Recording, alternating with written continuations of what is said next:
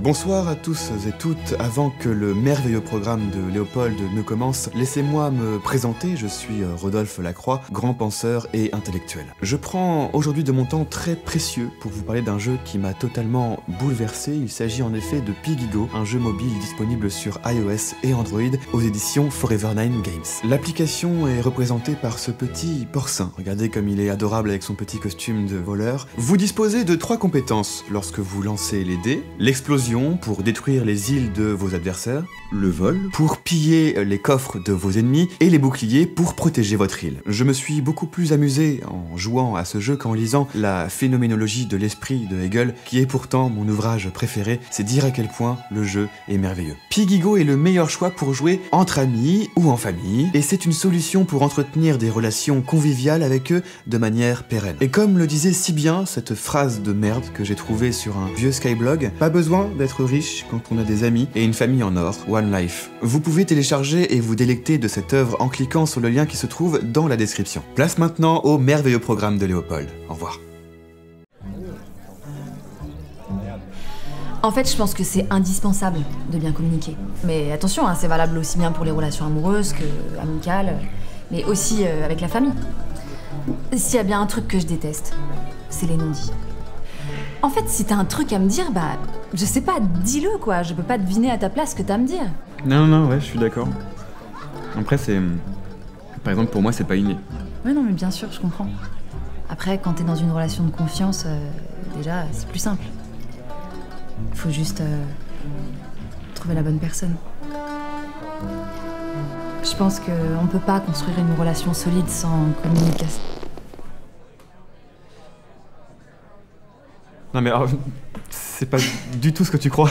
Je suis très cool, hein, mais là, je peux pas faire semblant de pas avoir entendu, c'était très fort. T'arrêtes vraiment tout de suite, c'est ma chaise, c'est pas moi. En fait, j'ai bougé un peu, je sais pas, et ça a fait ce bruit-là, et... T'inquiète.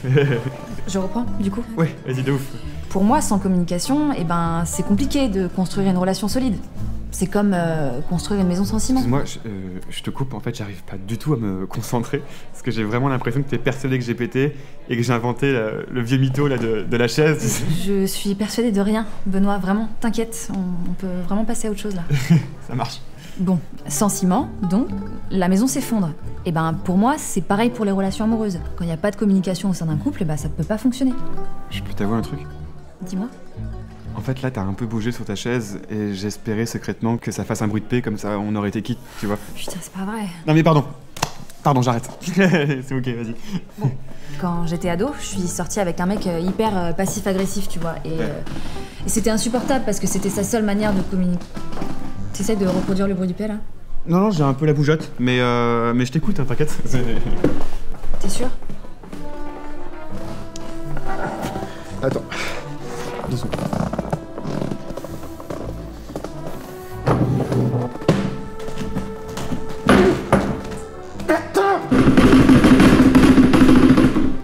Putain de merde.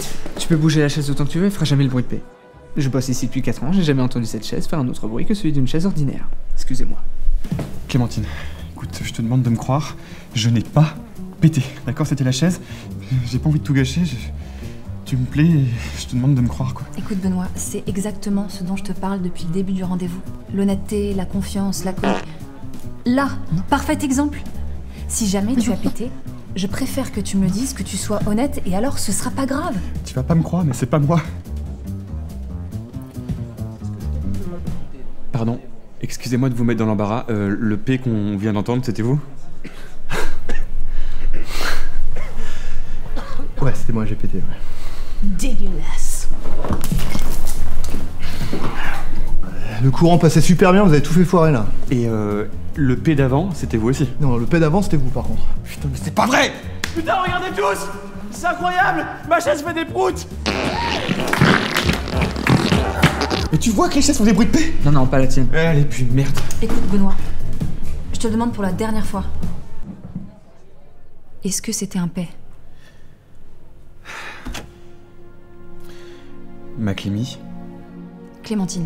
Clémentine. Les dictates de la société nous imposent un comportement lisse et sans bavure.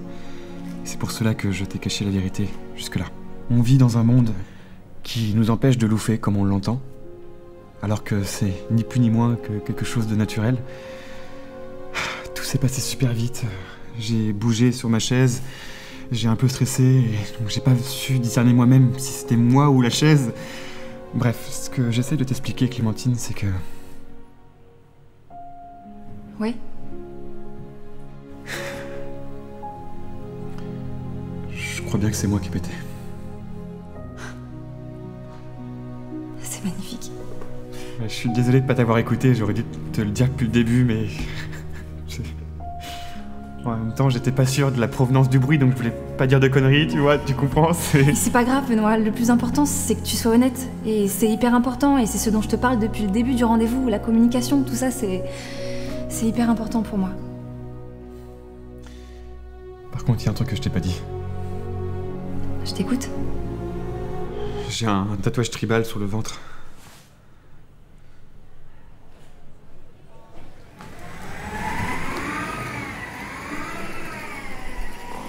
Par contre, la table fait un bruit de paix. C'est pas vrai. Si, regardez.